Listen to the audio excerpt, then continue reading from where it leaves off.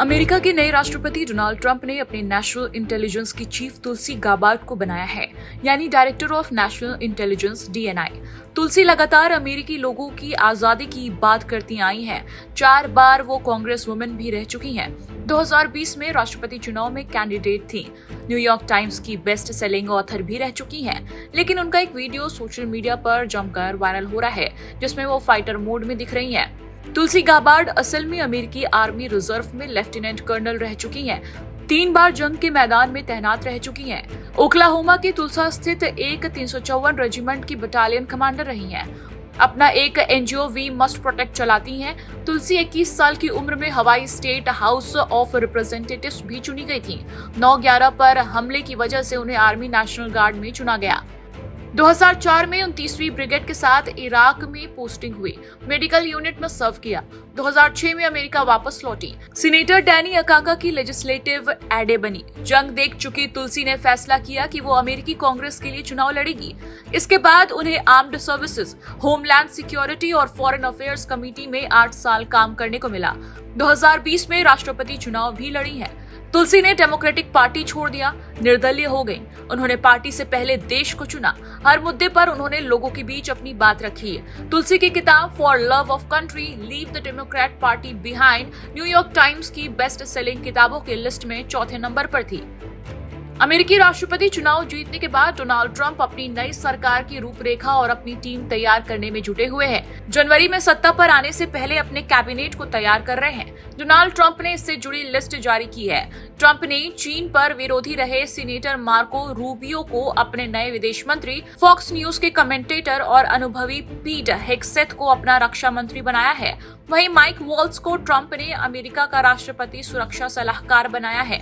इसी कड़ी में ट्रंप ने अमेरिका की पहली हिंदू सांसद तुलसी गाबार्ड को राष्ट्रीय खुफिया विभाग का निदेशक नियुक्त किया। वो खुफिया मामलों पर व्हाइट हाउस की सलाहकार भी होंगी। डोनाल्ड ट्रंप की तरफ से इस पर एक बयान भी जारी किया गया। तुलसी गाबार्ड की तारीफ में ट्रंप ने उन्हें गर्वित रिपब्लिकन बताया और कहा कि अपनी निडर स्वभाव को वे खुफिया विभाग में भी लेकर आएंगी। ट्रंप ने कहा कि डेमोक्रेट पार्टी से राष्ट्रपति पद की पूर्व दावेदार होने के चलते तुलसी गाबार्ड को दोनों पार्टियों में समर्थन मिलता है। मुझे उम्मीद है कि वो हमें गौरवान्वित करेंगी।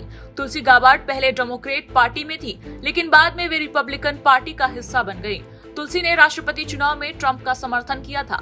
तुलसी पूर्व राष्ट्रपति बराक ओबामा के कार्यकाल के तहत सीरिया में गृह युद्ध में सैन्य हस्तक्षेप के खिलाफ बोल चुकी हैं और यहाँ तक कि उन्होंने रूसी राष्ट्रपति व्लादिमीर पुतिन को अमेरिका के सहयोगी यूक्रेन पर आक्रमण करने तक को सही ठहराया था। वो 2004 से 2005 तक इराक में हवाई नेशनल गार्ड में एक मेजर के रूप में तैनात थी और अब अमेरिकी सेना रिजर्व में लेफ्टिनेंट कर्नल है।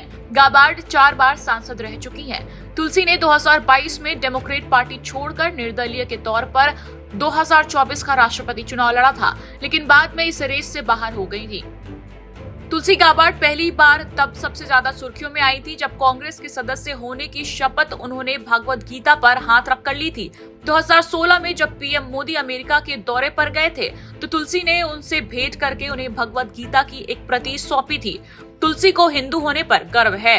अमेरिका में पैदा हुई तुलसी हिंदू और पूरी तरह शाकाहारी है। तुलसी गाबार्ड को भारतीय इसलिए समझ लिया जाता है क्योंकि उनका नाम भारत में पूजनीय तुलसी माता के नाम पर तुलसी रखा गया। उनका ये नाम उनकी माँ ने रखा क्योंकि उनकी माँ ने हिंदू धर्म अपना लिया था, इसलिए उन्होंने अपने सभी बच्चों के नाम हिंदू धर्म के अनुसार रखे। तुलसी गाबार्ड भी खुद को हिंदू मानती हैं और हिंदू धर्म की परंपराओं का पालन करती हैं। वे अक्सर पाकिस्तान और बांग्लादेश में हिंदुओं और अन्य अल्पसंख्यकों के खिलाफ अत्याचार की निंदा करती रही हैं। साल 2021 में तुलसी गाबार्ड ने बांग्लादेश में बार-बार अत्याचार के बाद हिंदू अल्पसंख्यकों की सुरक्षा के लिए अमेरिकी कांग्रेस में एक प्रस्ताव पेश किया। 1971 में अल्पसंख्यक समूह के खिलाफ क्रूरता के लिए उन्होंने पाकिस्तानी सेना को जमकर फटकार लगाई थी। तुलसी गाबार्ड ने इतने अहम पद पर नियुक्ति को लेकर भारत में विदेश मामलों की जानकारी की राय क्या है, ये भी आपको बताते हैं। वहीं अमेरिका में तुलसी की नियुक्ति को लेकर आलोचना भी हो रही है। कहा जा रहा है कि उनके पास खुफिया कार्य का सीधा अनुभव बहुत कम है। बता दें कि जिस विभाग में तुलसी को निदेशक बनाया गया है वो 18 जासूसी एजेंसियों की देखरेख करता है। देखना होगा कि तुलसी इतनी अहम जिम्मेदारी को किस तरह संभालती हैं।